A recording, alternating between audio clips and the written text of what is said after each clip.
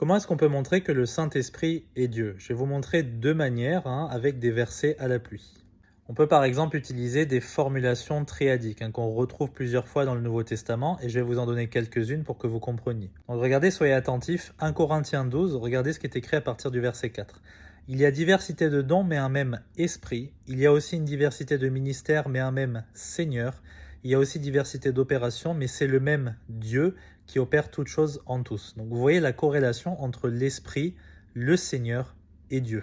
L'Esprit et Dieu. 2 Corinthiens 13, verset 14, la grâce du Seigneur Jésus-Christ et l'amour de Dieu, ça fait référence au Père ici, et la communion du Saint-Esprit soit avec vous tous. Amen. Donc là, on a la Trinité clairement mentionnée dans un verset où le Père, le Fils et le Saint-Esprit coexistent. On retrouve la même chose plus ou moins en 1 Pierre chapitre 1, verset 2.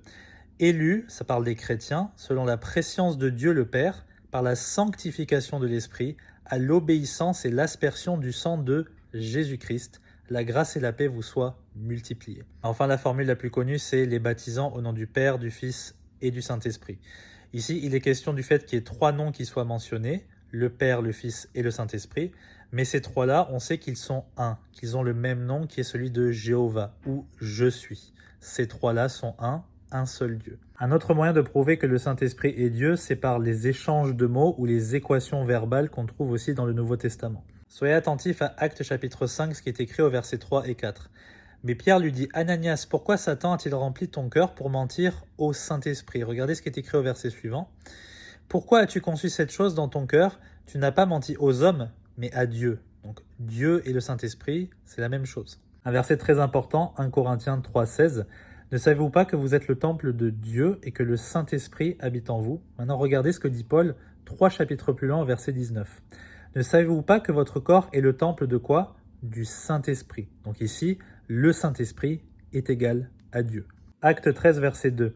Pendant qu'ils servaient le Seigneur et qu'ils jeûnaient, le Saint-Esprit leur dit, donc c'est le Saint-Esprit qui leur parle, « Mettez à part pour moi Barnabas et Saul en vue de l'œuvre à laquelle je les ai appelés. » Donc c'est le Saint-Esprit qui parle de la part du Seigneur en tant que Seigneur. Et un dernier passage intéressant, Hébreux chapitre 10, versets 15 à 17.